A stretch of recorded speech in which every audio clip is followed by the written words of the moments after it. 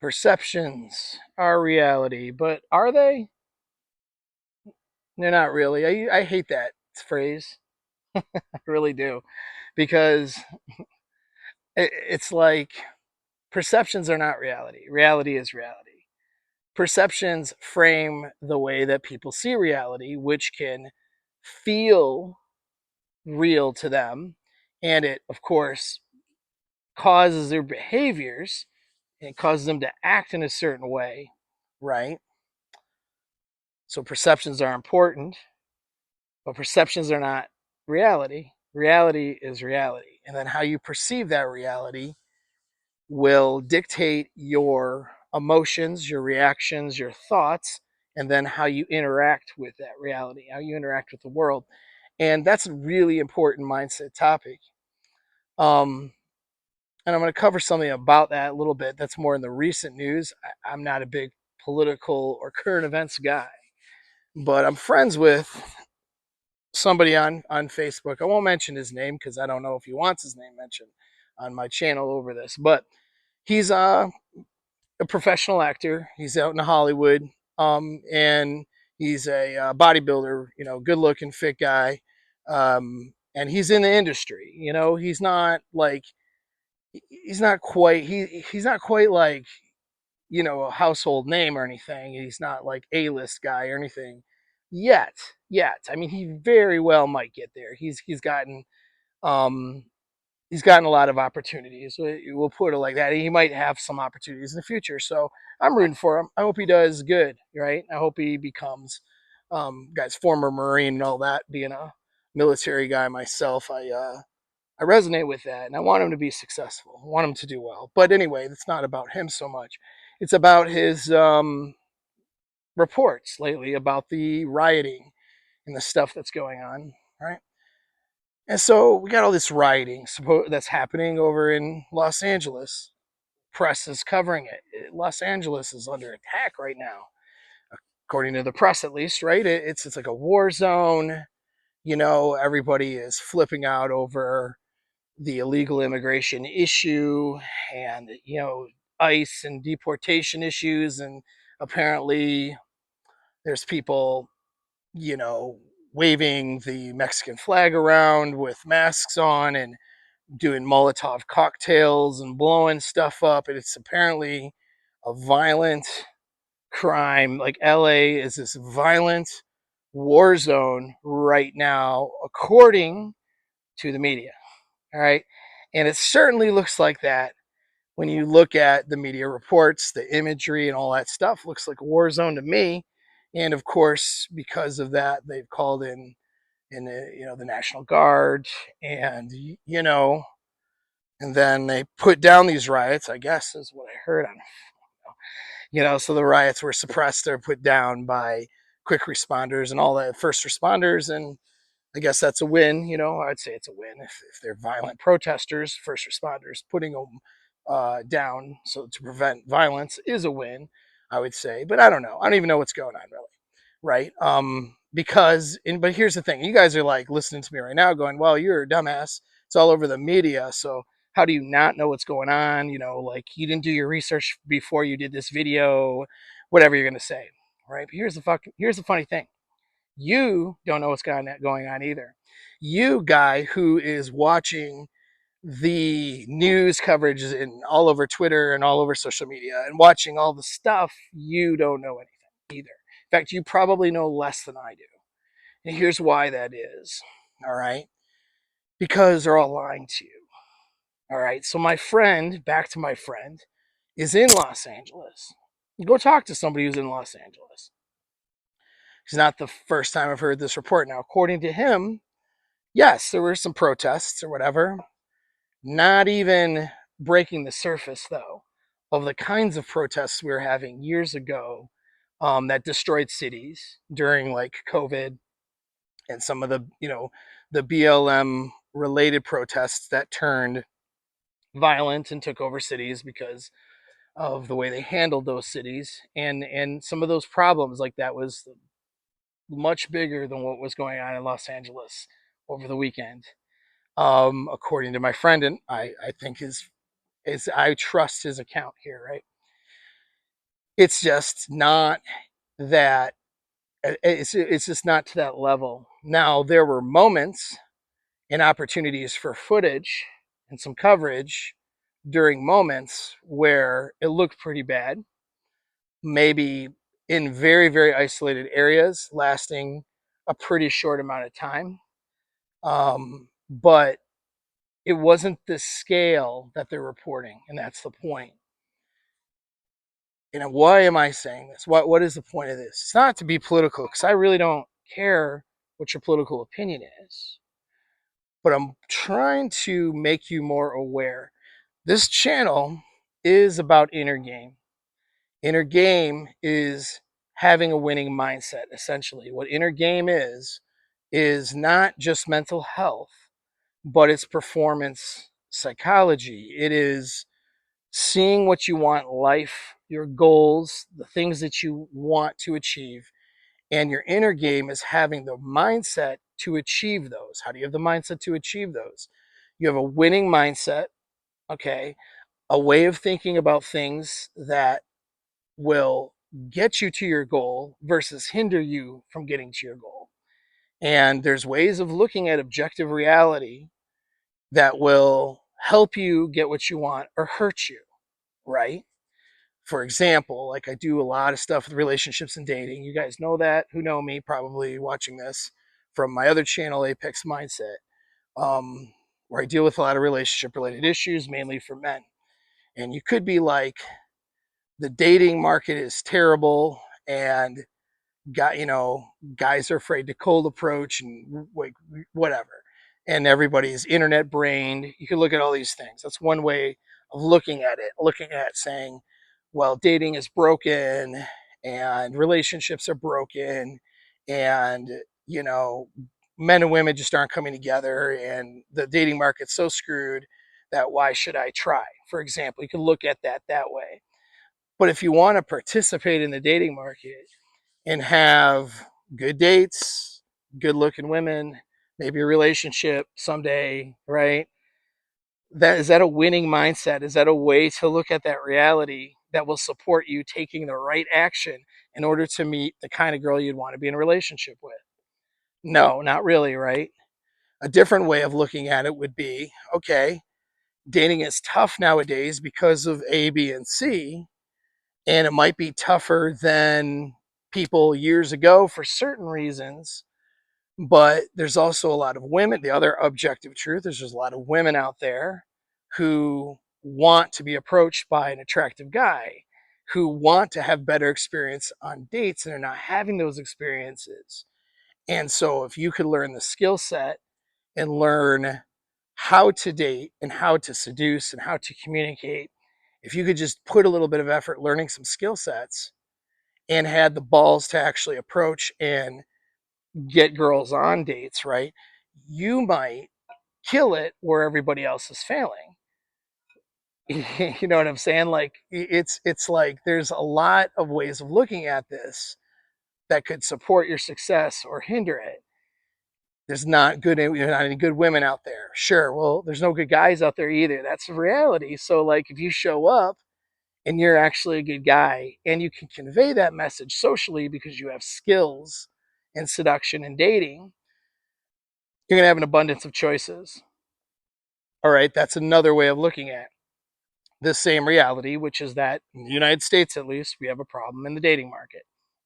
We have a problem with relationships in 2025. We can look at that like a winner, we can look at that like a loser, and we can take action in a way that's going to help us, or we can take no action or sabotage our results or do all kinds of other things that won't get us to our goal. That's the difference between having good inner game and, let's say, bad inner game, right? And so your perceptions of reality affect your inner game. If you're watching the news and you think the world is falling apart and we're on the brink of a civil war because of the immigration issue and LA is on fire and all this stuff, if that's what you think, because the media has a vested interest in making you think that, Because if we're in that situation, you're going to watch media sources a lot more, aren't you? You're going to filter eyes onto their, and there's going to be more engagement. They need your eyeballs so that they can pay advertisers, or paid advertisers can advertise to you. So like, and the more distressed you are, the more dumb shit you're going to buy. So this is what they need, right? So they have a story here that they can grab your eyeballs, and they can show a car on fire, a guy holding up a Mexican flag, and say, "Oh, whoa, what's going on?" Right? When the reality is that was a snapshot in time in this particular place, and the most of LA is doing just fine. Most people are out shopping, or out running errands, or going to their jobs, or being stuck in traffic, or doing whatever normal shit. Most people in Los Angeles over the weekend during the height of the protest did whatever normal stuff they would normally do. And that was it. All right. And so now they immobilized the National Guard. Okay. Well, there's a reason for that, which is that people in political office right now are very, we could say, hyper vigilant about things like riots and things like violent protesting because of how bad things got a few years ago. So it makes sense to immobilize the National Guard to prevent something from going that far in that direction. I don't disagree with that. I don't disagree with mobilizing law enforcement and National Guard if you need it to put away violent protesters and to send the message out they were not going to destroy our city, right? I think that's good. Um, but just because that happened, that doesn't mean that the city was being destroyed. In fact, because they did respond and were there, we could argue that maybe that prevented it from going too far and from things being destroyed. Whatever you want to believe is up to you, but certainly there's a vested interest in people in power, whether it's true or not true, or to what degree it's true, for you to believe that they are on the ball and that they responded to these protesters. One side that would be against the protesters and pro immigration policy might want you to believe, hey, we put down this stuff. We're not letting what the last administration let happen. We're right. Like that could be some motivation there. There's certainly some PR going out with that, isn't there? What's the point? Well, I don't know. You fucking tell me.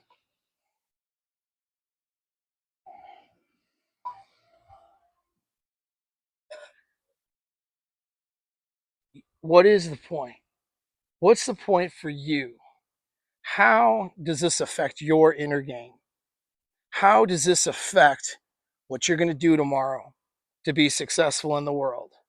How does this affect the people that you love and that you're fighting for every single day? Or maybe not because you've been crushed by apathy. How does this affect how does this affect winning? How does this affect getting what you're trying to get out of the universe and contributing what you're trying to contribute to the universe? How does this affect any of these things? How does this affect your connections with others? Is it affecting it in a good way or in a bad way? How are you letting it affect those things? Because whatever story you believe, whatever's true and whatever isn't true, whether Los Angeles is on fire completely and everybody needs to evacuate, which I don't believe is true, or whether it really was a small thing, and you know whether you believe it didn't turn into a big thing, was maybe you believe it's because the protesters didn't intend for that, or maybe you believe that law enforcement and military responders made sure. Whatever you want to believe, you tell me in the comments what you believe. I'm interested in what you think. But more importantly than that is what does this mean for you? How does it affect you? Most of you, unless you're in Los Angeles, but even if you're in Los Angeles and nothing's happening and you're going about your day because the specific streets the protesters are on are nowhere near you, really doesn't affect you either, does it? The point is how does this affect you? It probably doesn't. If you're watching this video and you're the vast majority of the planet, it probably doesn't affect you at all. But the media has a lot of attention on it, and they want you to have certain beliefs and ideas. And all those ideas probably lead to distress, probably lead to an imbalance mentally and emotionally. Why? Because mentally and emotionally imbalanced, people who are not balanced mentally and emotionally, people who have poor inner game, end up serving those who are sending them the messages, whether that's your next Uber Eats order or Amazon.com or whatever it is, you know, your next vote for the election cycle, whether you're for or against, the immigration policies, whatever it may be. It's all there. All this stuff is there to capture your mind. And if your mind is being captured by somebody else, well, then you're not able to do with it what you need to do with it in order to get what you want in life, right? If your mind is being occupied by other people, you don't have frame in your life, for one. And for two, you're not going to be able to get the things that you're after because you're allowing others to take away from you. What's going on up here, okay, what's going on in that mind of yours is a finite resource on a time basis. So, on a daily basis, you only have so much time and energy to put your thoughts and your actions towards things, whatever those things are. And if you're distressed and mentally out of focus because of stories one side or the other through the media are telling you, then how well are you going to perform on a daily basis? How well are you going to connect with your loved ones? How well are you going to get what you want? You see? So, anyway, I just wanted to have that conversation with you. For the very few of you who will listen, make it to the end of the video, and just kind of illustrate what I call programming, right? And how this programming is really destroying your life. It's not about Los Angeles. It's not about immigration policies. It's not about Trump. It's not about Biden or Harris. It's certainly not about Republican or Democrat. It's not about Hispanic Americans versus Hispanic illegals versus white or black or whatever color of the rainbow American you want to choose. It's not really about any of that. That's not what this video is about. It's about seeing the programming. Can you see it? Can you see the programming? Can you see it for what it is? And can you shut it off and take control of your own mind rather than letting everybody else and other people serving their own selfish interests control you instead? I guess it's up to you. Now, if you're interested in, you know, leading your own life and achieving your own goals and having good relationships with others, good romantic relationships, and as well as having a great and more disciplined and mentally fit mind. I have a community. It's just for you. it's for you, and it's for free to get into the community. To be in my coaching programs, that does cost money. And to have my courses, those things cost money. But to be in my community and to have conversations and to put productive, good things in your mind that are going to help you with your winning mindset versus all of the losers, all of the loser mindset stuff that is being pushed on you. If you are interested in having access to that, there is a link. It's in the description of the video, and you should click it. And maybe I'll see you over there. Okay. All right. That's it. Enjoy your evening. Take care.